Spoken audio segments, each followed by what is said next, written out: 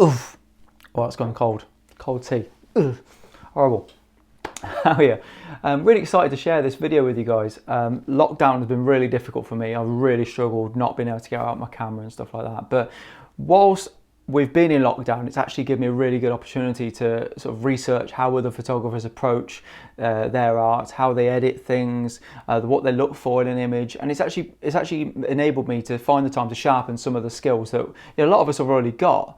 But because we're all so busy and we just get out with the camera and we come back and we look at all the mistakes that we've made and stuff. So it's been really good actually. And I've definitely feel like over the last couple of weeks I've learned and improved my photography without even touching my camera really. Obviously I've done a few shoots for you guys, but nothing major. So yeah, definitely looking forward to when we get. I appreciate some of you guys outside of Wales are already allowed out with your camera, so I'm very envious of you.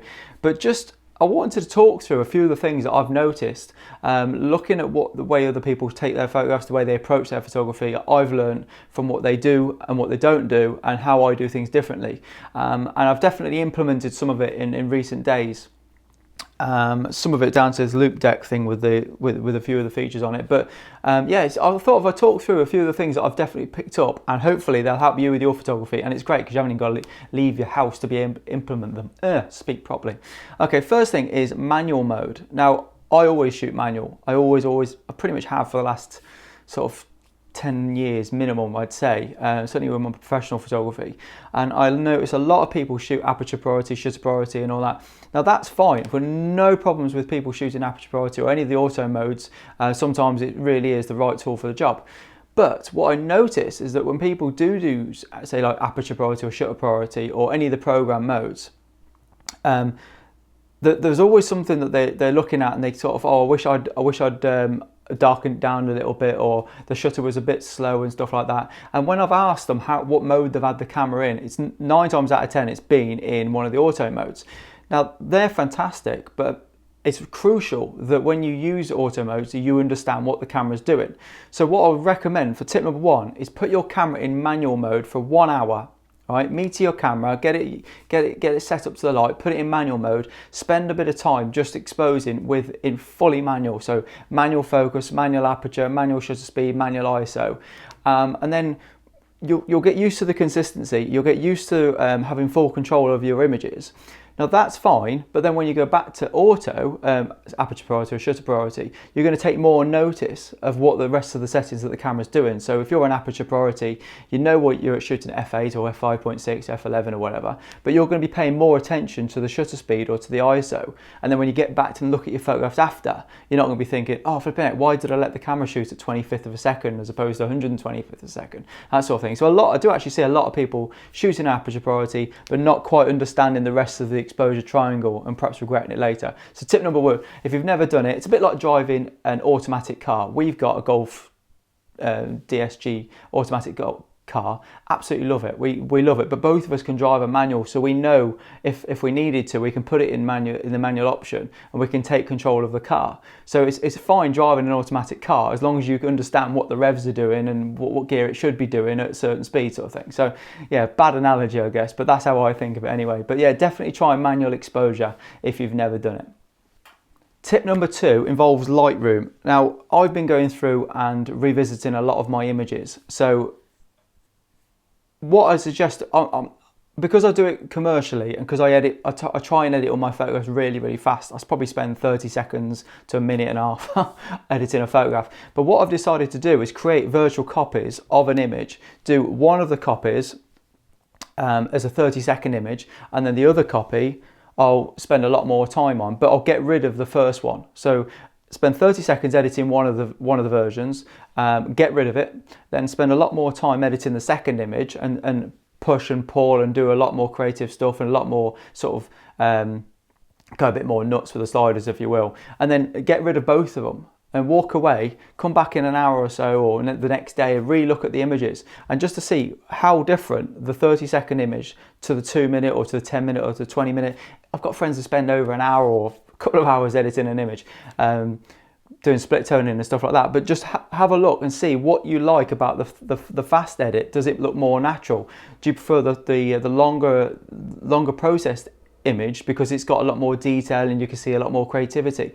Either way, I'm not saying either's right or wrong, but it just gives you a completely different image. And I think when you go out on the field and you're taking your photographs, it gives you the ability to kind of preempt what the photograph's going to look like after you've edited it, sort of thing, because you've visualized the quick edit and you've visualized the long edit, and then it gives you a preempted idea of how the image is going to come out. And that's definitely something I've been going through with a few of my images on Lightroom, just creating a couple of versions of them and doing some split toning, doing some black and whites, of the same image, and then literally a 30-second edit on one, like I do with my street photography. I always pretty much do them in 30 seconds, standard edit. And then I've gone through and I've done a little bit of the color balancing, selective colors, and just spent a little bit more time relaxing on it, because I don't really tend to do that. I don't tend to relax and edit my photographs. I tend to do it as quick as possible, you know, busy life. But yeah, definitely worth giving that a go. Virtual copies in Lightroom, I'm sure you could probably do it in Capture One or any of the other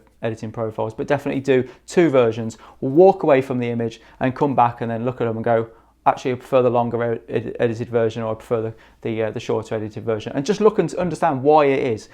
I don't like over-processed images. So for me, 9 times out of 10, I'm always going to prefer the image that I've edited in 30 seconds. It might need a bit more time on it, but normally it's the 30-second image I like.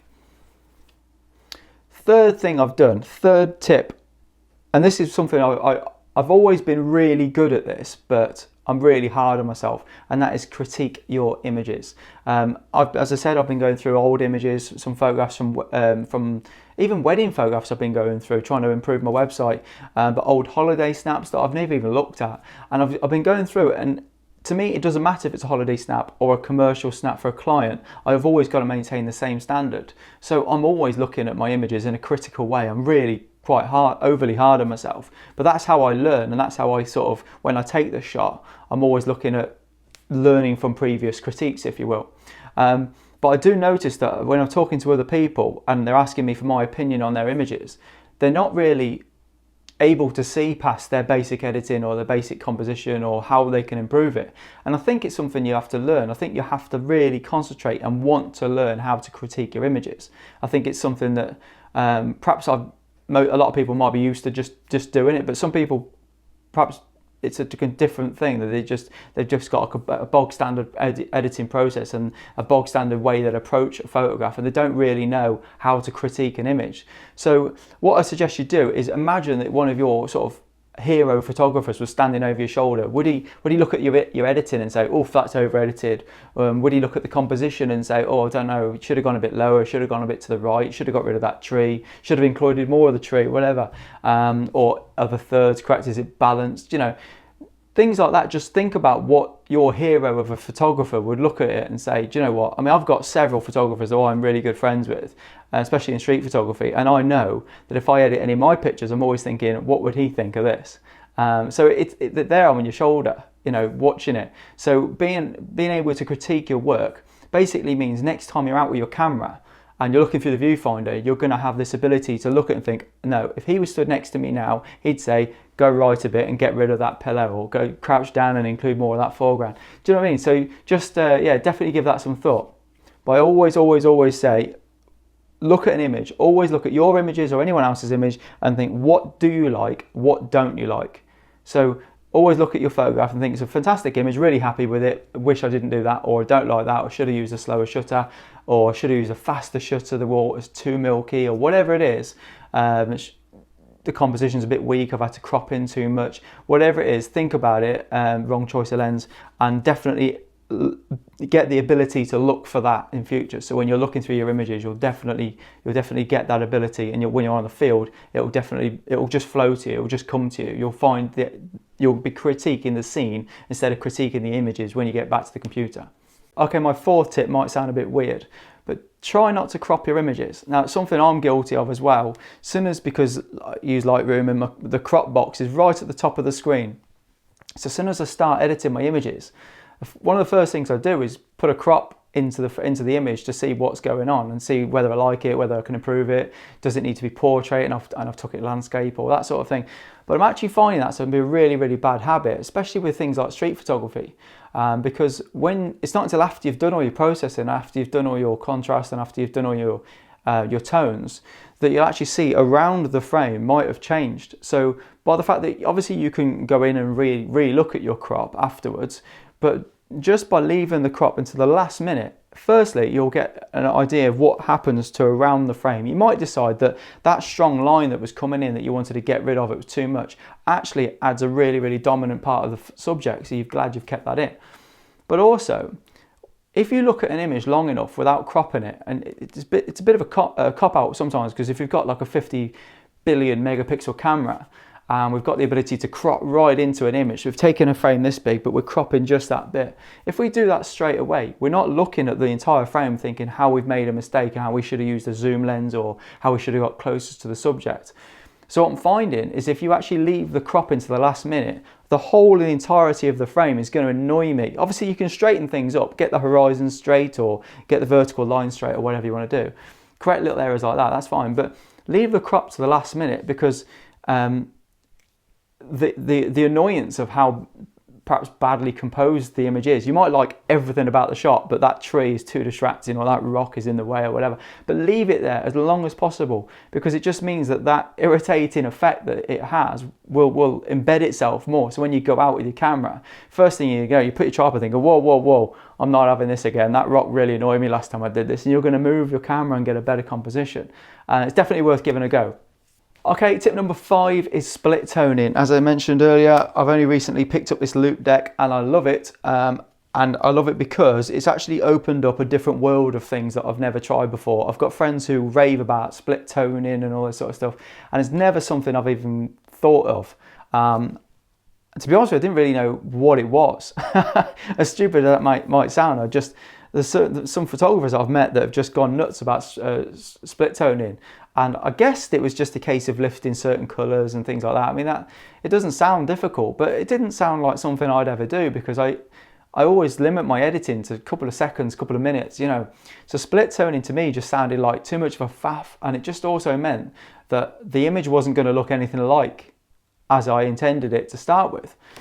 But then I thought, well, hang on a minute, I'm going to give this a go, especially because on the loop deck I've got the colours there, and I can just literally, if I look at something that looks a bit too blue, I can just go bang with the wheel and it's done.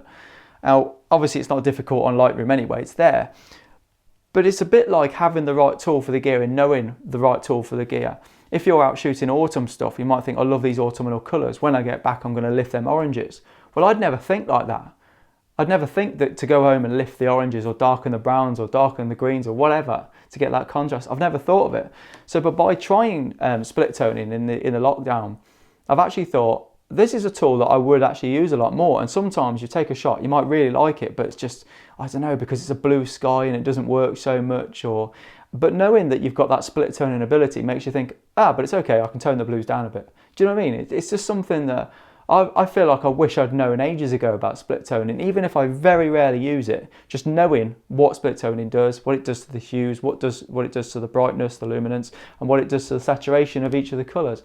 And I just think it's something I strongly recommend, that even if you very rarely use it, like I probably won't, it's just a tool that I think we should all know how it works and that it's there.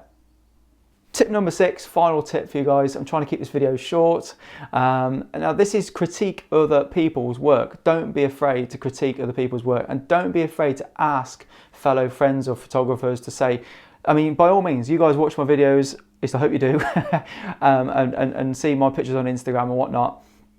I've got no issue whatsoever in anybody saying, I love your photographs, Gareth, apart from this, I would have done this, or I don't like it that you do that, or your editing isn't very good. I don't mind, because we're all learning, and I really want to learn. I want to improve my photography. I feel like my YouTube channel and networking with you guys and reaching out, meeting new guys and shooting as much as we do is improving our photography. But if you can watch my videos and says, that's a fantastic photograph, but it definitely doesn't work like that, you should have done this. It doesn't matter to me. You can watch any of my videos and any of my photographs, you can give me feedback by all means and let me know. Keep it polite. We're all in the same boat here, we're all trying to learn. But yeah, definitely don't be afraid to really look at an image and think, right, again, as I said before, what do you like about the image? You've scrolled through Instagram, you've got to this photograph and go, wow, look at that, it's a belter. And why? What is it? So why do you like the image so much? What is it about that's made you stop? Because obviously we're all like this and we're going through Instagram. But why have you stopped on that image? What is it about it? Is it the composition? Is it the settings? Is it just the view? Is it just the way that, you know, the balance of the photograph? Or what is it about it? Is it something you would take? And what don't you like about the image? Is there anything that you think, even if it's beyond your ability, like a lot of us look at a photograph and think, wow, that's amazing. Shame about that. But probably we wouldn't have done a better job ourselves if we were there. But it's the ability to be able to look at a photograph, even if it's amazing, and go, that's a shame that's there, but wow, what a photograph. I would put that on the wall. Because we all do it. I mean, I've been going through photographs recently and really critiquing photographs. In fact, this one, I've re-edited this one twice this week. And although I do really, I've put it there as a reminder, actually. I do like the photograph, but it's there as a reminder because I don't like the fact there's nothing sharp in the photograph. And even though I think the rest of the photograph is fab, I really like it. And there's a few from the shoot that were brilliant. I love the colours and stuff. But the fact that it didn't have a sharp, dominant foreground really annoys me. So that's why that's there. It's there for a reason. But yeah, by all means, look at other people's work and think, that is a beautiful picture, but it's just a shame it hasn't got a strong foreground or whatever. But don't be afraid to sort of reach out to people and say, do you mind if I critique your work, or do you mind if you critique mine? But yeah, anyway, I'm going to end it there. But I hope you've enjoyed. And listen, I mean it seriously. If there's any feedback to my photography, I'm more than happy to take it on board. And obviously I'm continuing to learn, as are we all. But I hope you enjoyed the video. I hope these tips helped. And if you're still in lockdown, perhaps you can implement some of them. But thanks so much for watching. If you haven't already, hit the subscribe button, and I look forward to seeing you again soon. Cheers guys, thanks for watching. Take care.